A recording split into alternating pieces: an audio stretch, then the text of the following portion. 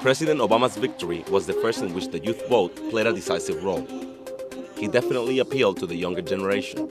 So how do they feel about his approach to the international relations? I believe that as the people of the United States, we need to support Obama and what he's doing so that international relations will be much better for the future, for my generation and for the generations to come. I believe that the summit was a great progression, so it definitely marks something that we will see in the future. I thought it was a very good progressive movement in terms of Obama's position as president right now, especially where he targeted with Cuba. I thought that was a very big move because Cuba has been alienated from the summit, and the attempt to let families go back and forth between their home in Cuba and here, it was a big movement. And when it comes to the Chavez controversy, these young students see it as a positive development. I think the Chavez greeting with Obama and him giving him the book, I thought that was a great gesture because when it comes into times of need, we all need to reach out for each other, and I thought it was a great move and to see that actually happen. Hugo Chavez, what happened between him and Obama, I believe it's something positive. Definitely supporting peaceful international relations and trying to fix things up. I believe that we need to see more of that in the future with other countries.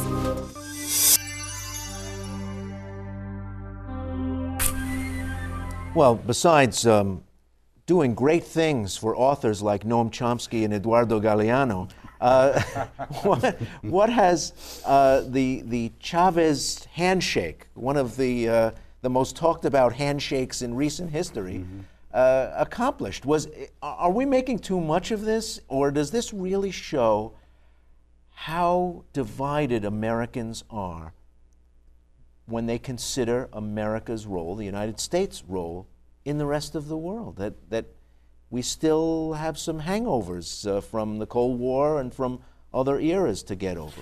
I think that what that scene shows is the capacity of an intelligent leader in the United States to disarm people first. He completely disarmed Chavez and the leaders that have been using the anti-Americanism as a political weapon in their own countries. So I think the summit was a moment that marks that. It marks also the re-inclusion of the United States in the region, because the United States had excluded itself.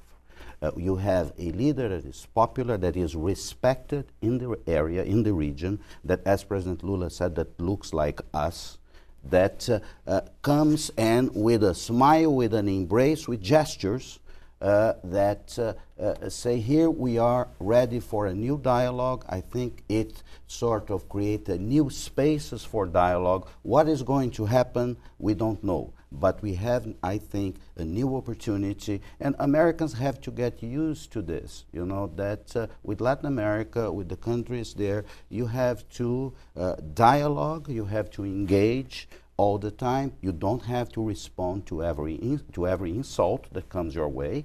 But I think that the President Obama understands that and took advantage of the summit in a very, very positive way. Eric Olson, as you've watched the back and forth that followed the summit, what do you think is happening there? How do you explain that?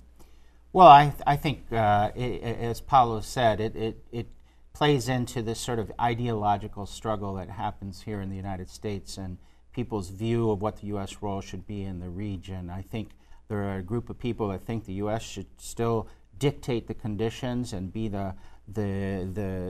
almost the setter of the agenda.